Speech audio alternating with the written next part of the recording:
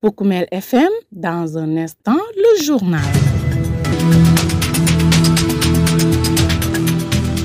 Merci de votre fidélité sur Poukoumel FM, la radio au service des communautés. Mesdames, Messieurs, ravi de vous retrouver pour votre journal. Un seul grand titre à développer dans cette principale édition.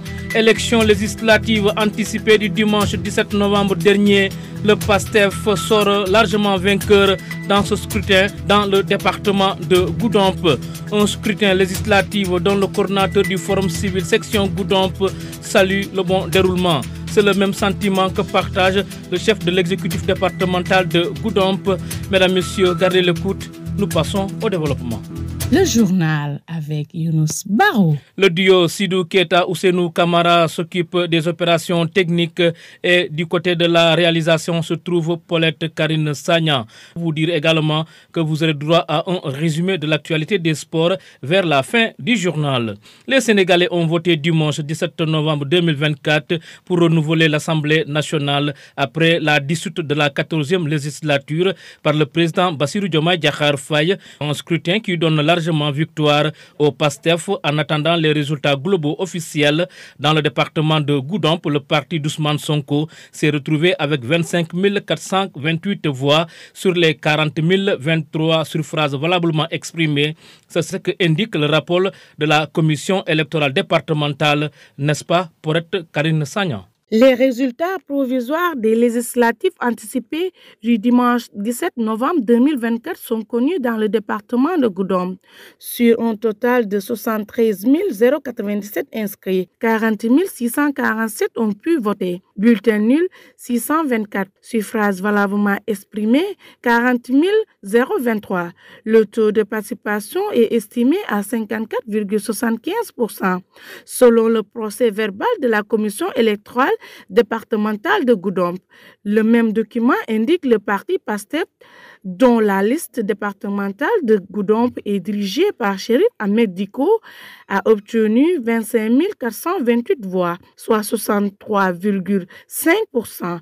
La coalition Taku Wallu Sénégal conduite par Yorombalo, l'ancien maire de Niaga, et Binta Manga, la troisième adjointe au maire de Goudomp, a totalisé 5 389 voix, soit 13,5%. La coalition Manko Liguel Sénégal de Kaoussi Cissé s'est retrouvée avec 2169 voix, soit 5,4%.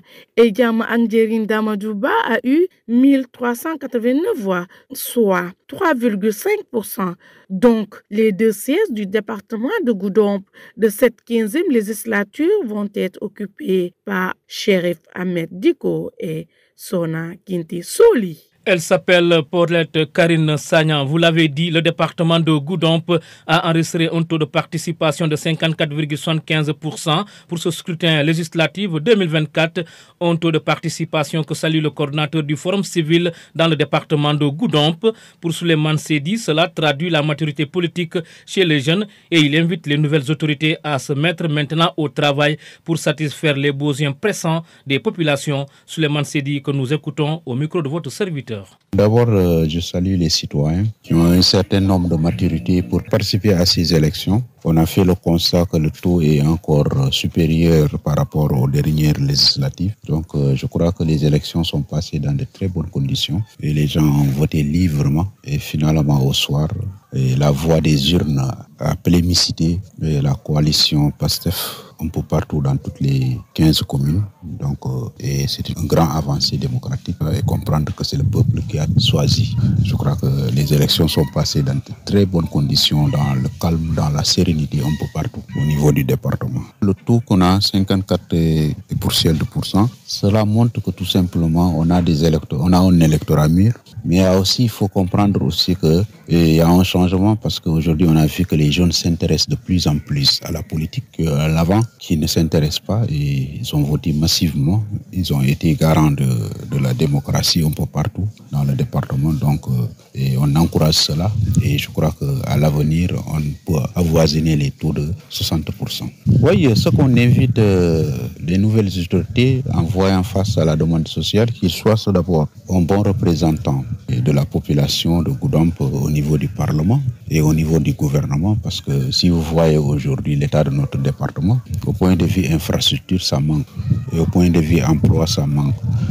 Donc on lance un appel solennel à ces autorités et surtout aux nouveaux élus d'être porte-parole fidèle et serein et calme de la population au niveau du Parlement. Donc qu'ils puissent booster ce qu'on appelle la politique de développement et surtout l'emploi des jeunes et surtout les infrastructures sociaux de base qui manquent dans notre département. Donc l'heure doit être au travail actuellement. Oui, l'heure doit être au travail parce que la politique a son temps et aujourd'hui c'est terminé. Donc chacun sait qui doit représenter qui.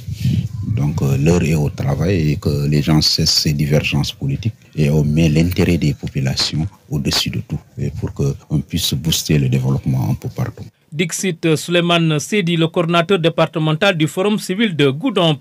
Le préfet du département s'est également félicité du bon déroulement de ce vote pour élire les députés de la 15e législature. Abdou Diop, c'est son nom. Nous l'écoutons. Voilà, merci beaucoup. Donc, comme vous le savez, nous sommes enfin arrivés à la date du 17 novembre 2024, consacrée donc aux élections anticipées législatives, pour donc choisir ceux-là même qui vont représenter donc la population au niveau donc de l'hémicycle, la 15e législature. Aujourd'hui, donc, dans le cadre de nos tournées habituelles en pareille circonstance, il s'était agi pour nous de faire un peu, de tâter le pouls, comme on dit, descendre sur le terrain pour voir, donc, constater de visu si les opérations électorales se déroulent donc normalement. Et ce que l'on peut dire à ce niveau, c'est que donc, depuis le matin à 8h, le scrutin a pu démarrer, donc, en tout cas aux environs de 8h majoritairement. Et jusque-là aussi, nous n'avons pas eu écho, en tout cas d'incidents ou d'événements qui seraient peut-être préjudiciables au bon déroulement du scrutin. Et là, donc, nous touchons du bois, les opérations électorales donc, se poursuivent normalement. Et donc, les électeurs aussi viennent pour accomplir le devoir citoyen. Et là, je peux dire qu'on est à un taux satisfaisant de participation. Vous écoutez les informations sur Oukoumel FM, la 106.0.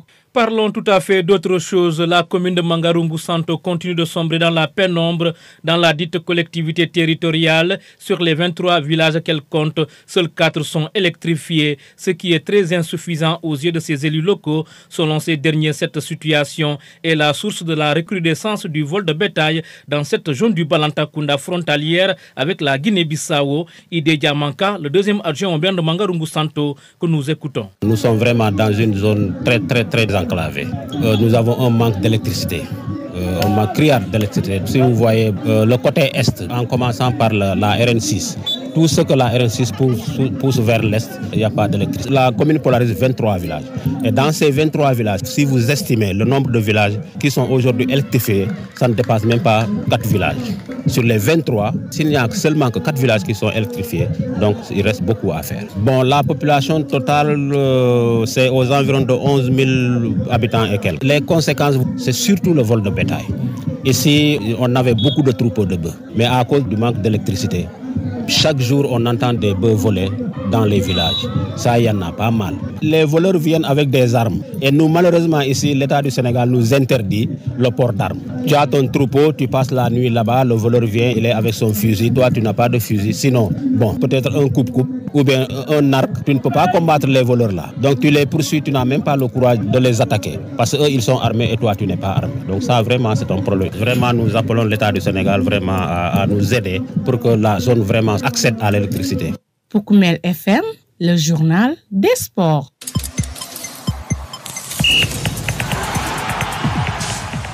Info Sport, la 26e édition de la Coupe d'Afrique des Nations de handball dames aura lieu du 27 novembre au 7 décembre 2024 à Kinshasa en RDC Congo. Les Lions du Sénégal qui ont remporté leurs 2 matchs amicaux lors de leur stage en Alger partagent le groupe A avec le Congo, l'Égypte, l'Algérie, le Cap-Vert et le Kenya. Les 4 demi-finalistes donc vont directement se qualifier à la prochaine Coupe du monde féminine de handball football qui sera organisé conjointement par les Pays-Bas et l'Allemagne du 27 novembre au 14 décembre 2025. Football cette fois-ci pour parler de la qualification CAN 2025. La Guinée, qui n'avait besoin qu'un match nul pour se qualifier, a été battue par la Tanzanie par le score d'un but à 0. Le Syli national ne sera pas donc à la prochaine CAN, une première depuis 2017. Et puis les Lionceaux poursuivent leur préparation en vue du deuxième tour des éliminatoires du CHAN 2025 où ils affronteront le Libéria en décembre prochain. Le 11e stage de préparation a débuté lundi 18 novembre et se poursuivra jusqu'au 21 novembre 2024 au centre Jules François Bokandé à Toubab Dialaw. Pour cette nouvelle étape, le sélectionneur Souleymane Diallo a convoqué 25 joueurs avec quelques ajustements. Ainsi prend fin la passe des sports qui met d'ailleurs un terme à ce journal. Merci à toutes et à tous de l'avoir suivi. Et un grand merci également au duo Sidou Keita, Ousseynou Kamara et à Paulette Karine Sagna qui étaient respectivement à la technique et à la réalisation. À la présentation, c'était Younous Baro. Nous passons à la version mandingue.